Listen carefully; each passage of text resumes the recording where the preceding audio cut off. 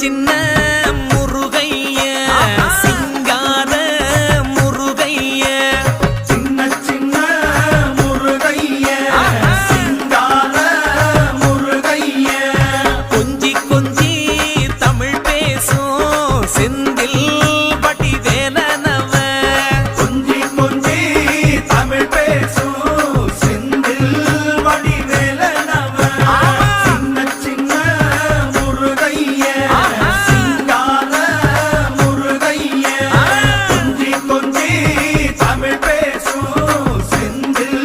வடிவேலனவ சுப்பிரமணிய சாமி என்பார், கார்த்திகேயன் என்பார், சுவாமிநாதன் என்பார்,